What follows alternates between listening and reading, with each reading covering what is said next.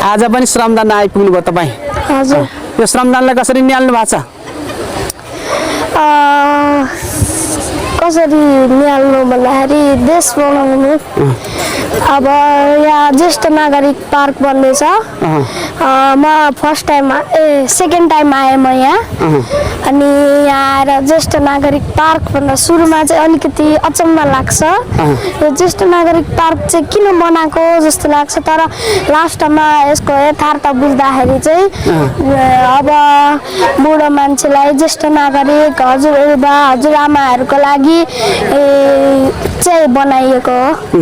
भनेपछि सुरुमा बनाउँदा अनौठो लाग्ने, तर बनाउँदै गएपछि कुरो बुझ्दै गएपछि अग्रज व्यक्तित्वहरू जस्तै बुवा आमा उमेर पुगेका बुवा आमाहरूको लागि हो जस्तो लाग्छ। उहाँहरूको सहाराको लागि हो, मनोरञ्जनको लागि, उहाँहरूलाई अकेला महसुस नहोस्, एक्लो महसुस नहोस् भनेर चाहिँ मनोरञ्जनको लागि बनाइएको पार्क हो।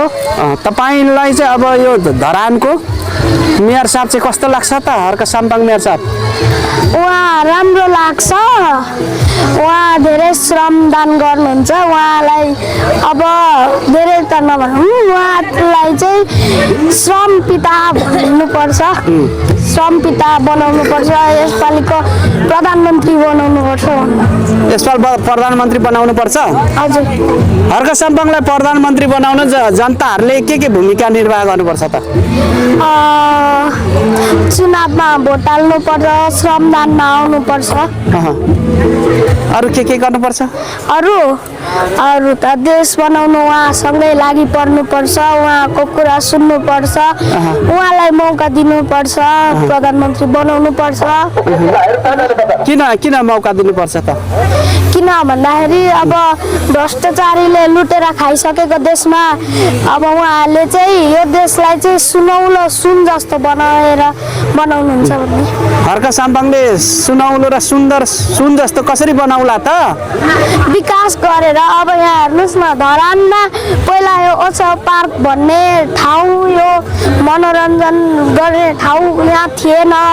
उहाँले यस्तो खोला, यस्तो बाढी आउने ठाउँलाई संरक्षण गरेर यस्तो पार्क बनाउनु भएको छ।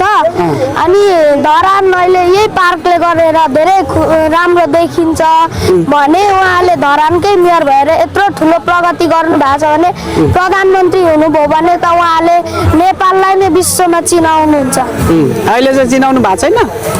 उहाँले अहिले नै यत्रो ठुलो काम गर्दै हुनुहुन्छ मेयरकै पदमा भनेपछि प्रधानमन्त्री भएपछि कस्तो काम गर्नुहुन्छ त्यो त सोच्नै नसकिने कुरा हो।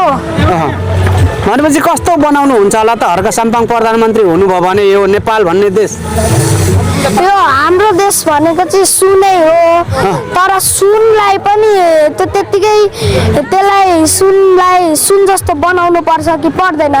जस्तै सुनको औँठी हार त्यस्तो बनाइन्छ नि बनाएर हो, त्यस्तै उहाँले पनि बनाउनुहुन्छ। हाम्रो देशको सदुपयोग, यो ठाउँ भूगोलहरूलाई राम्रो बनाएर सदुपयोग गर्नुहुन्छ। अनि त्यस्तै। अहिले अब तपाईँ कतिमा पढ्दै हुनुहुन्छ? म कक्षा 6 मा। कक्षा 6 मा पढ्दै गर्ने बालकको सोचमा पछि भविष्यमा गएर के बन्ने योजना छ, के हुने योजना छ त तपाईँको? म देशको बारेमा बोल्न चाहने इच्छा छ। अब देशको बारेमा बोल्ने, कसरी न्याय दिने काम। कसरी बोल्नुहुन्छ त? पत्रकार भएर। पत्रकार कस्तो खाले पत्रकार बन्न चाहनुहुन्छ तपाईँ? भने त देशकोलाई माया गर्ने, हर्क साम्पाङ जस्तै देशलाई माया गर्ने। अनि त्यस्तै। पत्रकार चाहिँ कस्तो बन्न चाहनुहुन्छ त? आशिका तामाङ दिदी जस्तै। आशिका तामाङ दिदी त पत्रकार होइन त? नभए पनि उहाँले देशको बारेमा बोल्नुहुन्छ नि त, देशलाई आवाज उठाउनुहुन्छ नि त। पत्रकार नभए पनि उहाँ देशको बारेमा बोल्नु हुँदैन त? भनेपछि आशिका तामाङ दिदी जस्तो तपाईँ देशको चाहिँ आवाज बोल्न चाहनुहुन्छ? हजुर। आशिका तामाङ दिदीलाई अहिले कसरी हेर्नु भएको छ त तपाईँले? उहाँले चाहिँ नराम्रो काम हुन दिनु हुँदैन अनि फोहोर गर्न दिनु हुँदैन।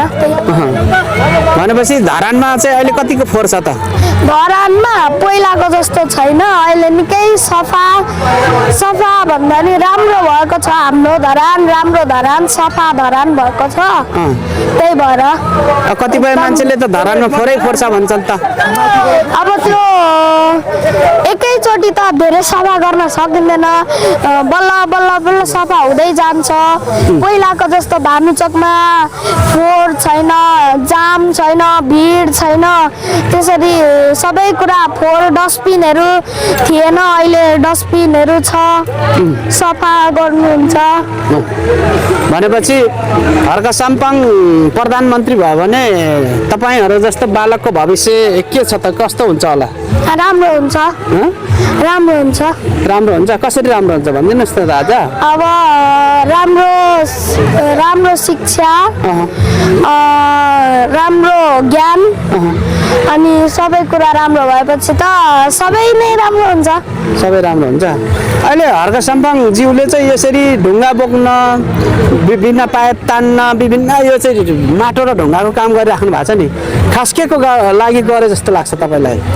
अब यो चाहिँ हाम्रो लागि, मेरो लागि होइन, उहाँको लागि होइन, कसैको लागि होइन भन्ने होइन, उहाँको लागि पनि होइन, मेरो लागि पनि होइन, हाम्रो लागि हो। यो सबैले गर्नुपर्छ क्या। यो काम चाहिँ तेरो मेरो हुँदैन, सबैले काम गर्नुपर्छ। उहाँले मात्र गर्नुभएको छैन, हामी सबै श्रमदाता मिलेर गरेको छौँ, सबैजना मिलेर गर्नुपर्छ। श्रमदान चाहिँ के हो त तपाईँको मूल्य? श्रमदान भनेको देशको भविष्य हो, देशको नयाँ निर्माण हो। नयाँ निर्माण श्रमदान? हजुर, देश निर्माणको नयाँ बाटो। हजुर, यो तरिकाले बन्छ, यो श्रमदानको तरिकाले बन्छ देश, तपाईँलाई के लाग्छ? अब कुराले त बन्दैन होला, कामले नै बन्छ। अनि फेरि हर्क साम्पाङजीले कुर्सीमा बसेर चाहिँ त गर भन्नुभएको छैन, आफै आउनु भएको छ, आफै गर्न आउनु भएको छ। त्यही भएर चाहिँ श्रमले नै देश बन्छ, यसरी नै बन्छ देश। यसरी नभने कुराले बन्छ।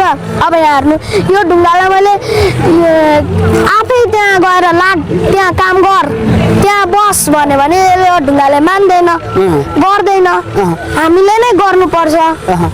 त्यही भएर भनेपछि हर्क साम्पाङले देखाएको बाटोमा देश हिँड्यो भने विकास हुन्छ।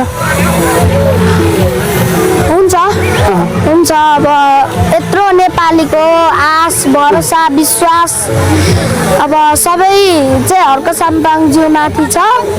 उहाँमा धेरै नेपालीको आश छ।